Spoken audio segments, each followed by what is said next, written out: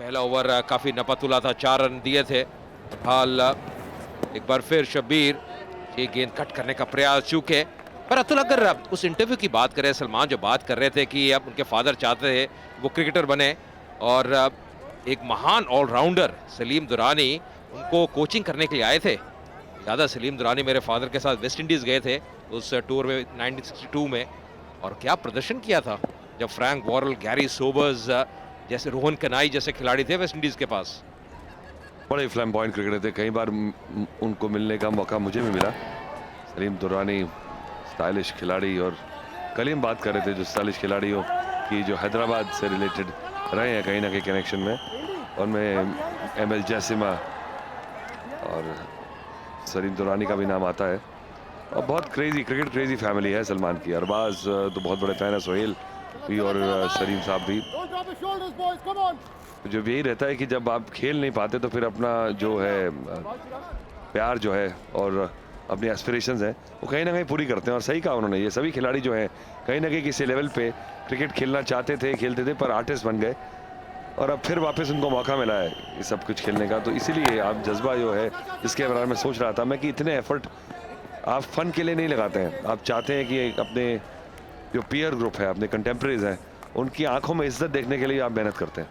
तो ये बात बहुत ज़रूरी है। और सभी क्रिकेटर से आप पूछेंगे जिन्होंने हज़ारों रन बनाए हैं, काफ़ी विकेट लिए, इंटरनेशनल लेवल पे नाम कमाया है, और सभी बताएंगे कि वो जो आप रिस्पेक्ट, जब आप 100 रन बना के अपने ड्रेसिंग रूम में जाते हैं और जो रिस्पेक्ट आप दूसरों के आंखों में देखते हैं खिलाड़ियों की, वो सबसे बड़ा रिवॉर्ड है बनिस्बत आपके जो टेस्ट रिकॉर्ड के।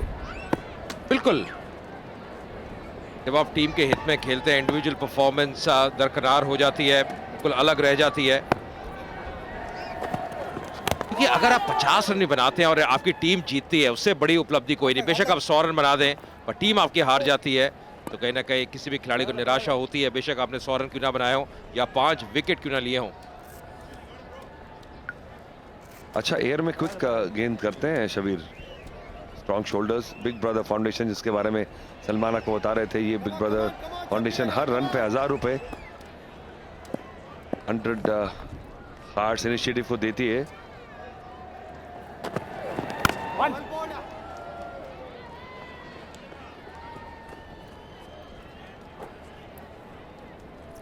भारत तैयार है अभी अब अगली बल्लेबाजी करने के लिए, पर थोड़ा सा मुझे लगता है इंतजार करना होगा क्योंकि विष्णु और विक्रांत पहले आउट होंगे तभी वो आएंगे। पर क्या बढ़िया यहाँ पे वातावरण, क्या बढ़िया माहौल, अभी तादाद में दर्शक आए हुए हैं भाई। हीरोज के अभी भी झंडे लहराते हुए, मौसम तो बढ़िया है अतुल यहाँ पे।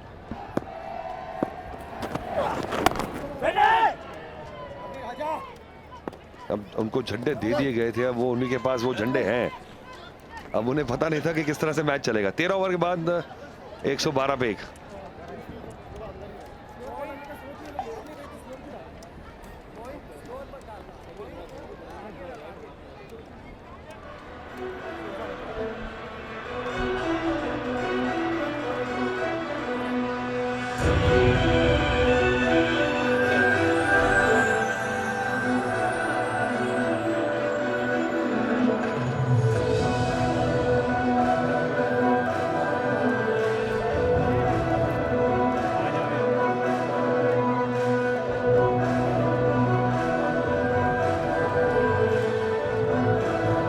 बहुत ही बेहतरीन साझेदारी, 80 रनों की मात्र 65 गेंदों में, और हमारे जो प्रोड्यूसर हैं इस साझेदारी से बहुत ज्यादा प्रभावित है। बहुत मजा उनको आ रहा है जब भी रन बनते हैं, चौके लगते हैं, बहुत मुस्कुरा रहे हैं, खुश हो रहे हैं और एक एक रन का लुत्फ ले रहे हैं।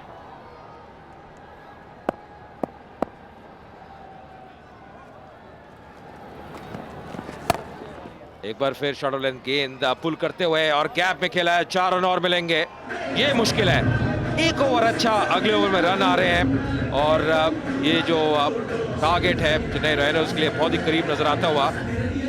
ये एक्शन है वरुण बडोला का, पर गेंद को काफी शॉर्ट रखा और काफी वक्त मिला विक्रांत को, जो कि पूरी तरह से सेट है और सेट बल्लेबाज कभी ऐसी गेंद को मिस नहीं करेगा। यही कह रहा था मैं कि वरुण को नए गेंद से गेंदबाजी करानी चाहिए थी।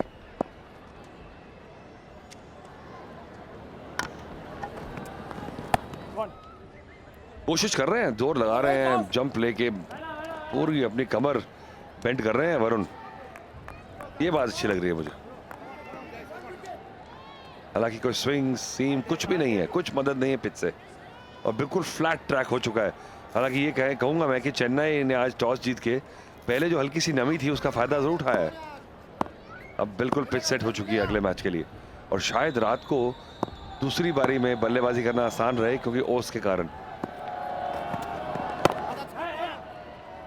बहुत बढ़िया गेंद यहीं पे डाला होगा, यहाँ पे डायरेक्ट हिट, क्या ये आउट है? मुझे लगता है रेफर जरूर करेंगे स्क्वायर लेग एम्पायर। फिलहाल गेंद सीमा रेखा के बाहर चली गई है, और अगर ये रनआउट नहीं होता तो 5 रन मिलेंगे चेन्नई राइनोज को। पर जो शारीरिक भाषा है इस वक्त मुंबई हीरोज के खिलाड़ियों की, उनको लग रहा है कि यहाँ पे उनको विकेट मिल सकता है। बहुत दिलचस्प रहेगा ये रिप्ले, और ये जो एंगल है अतुल बहुत डिफिकल्ट रहता है, बहुत ही डिफिकल्ट रहता है ये एंगल स्टंप को हिट करने के लिए। अंडरआर्म बढ़िया थ्रो, और मुझे लगा कि शायद अगर कैजुअल रहे हो, देखिए किस तरह ओ सिंगल स्टंप नजर आ रही है, देखिए ओ हो ब्यूटीफुल। ओ बहुत एक फ्रेम का अंतर है, ओ बहुत मुश्किल है आउट देना, लगता है एक फ्रेम से बच गए। देखिए अतुल, बड़ी बात यह है बेल्स कब निकली हैं, और जैसे जैसे आपने फ्रेम की बात की, जब बल्ला अंदर ड्रैग किया है क्रीज के तो तब बेल निकली है। मुझे लग रहा है ये पक्ष में जाएगा बैट्समैन के। हालांकि बहुत ही गजब की फील्डिंग, जैसे आपने कहा इस एंगल से हिट करना बहुत ही मुश्किल रहता है, पर जो बेसिक्स है वो बहुत बढ़िया रखे। जैसे बेल निकली है तब बल्ला क्रीज के अंदर आ चुका था। इस एंगल से, क्योंकि विकेट कीपर आ रहे हैं, शायद इतना स्पष्ट नहीं है, पर इस एंगल से स्पष्ट नजर आ रहा है हिट हुई है, पर बेल्स निकलनी जरूरी है, जो ग्रूव्स हैं, और मुझे लग रहा है शायद बल्ला लाइन पे। सही कहा आपने, और ये अब क्लोज में देखने से तो मुझे लग रहा है आउट है, क्योंकि लाइन पे है और बेल हिल चुकी है और ये आउट होगा। ओह, दूर के फ्रेम से बच गए थे, पास के फ्रेम से गए। On the line is out, line belongs to the umpire. ये तो एक बोनस विकेट। देखिए एक उम्मीद की किरण जागी है मुंबई हीरोज की टीम के लिए, और कहीं ना कहीं या नॉट आउट का निर्णय थर्ड एम्पायर का, क्योंकि बेल्स निकलनी ग्रुप में से महत्वपूर्ण है।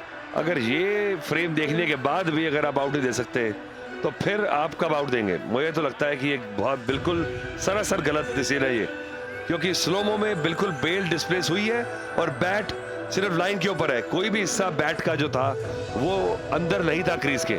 तो ये किस तरह से नॉट आउट दिया है, ये मैं तो हैरान परेशान हूं। देखिए विष्णु, अगर आप देखें बिल्कुल भी झिझके नहीं थे, एकदम निकल लिए थे उस रन के लिए, और ना केवल अतुल जी नॉट आउट मिला है चेन्नई राइनोज को, पर उनको 5 रन भी मिलेंगे। देखिए थोड़ा सा एंगल के तहत दौड़ रहे थे, सीधा नहीं भागे। हमेशा कहते हैं जो शॉर्टेस्ट डिस्टेंस है वो जब आप सीधा दौड़ते हैं, थोड़ा एंगल के तहत बाहर को निकले थे।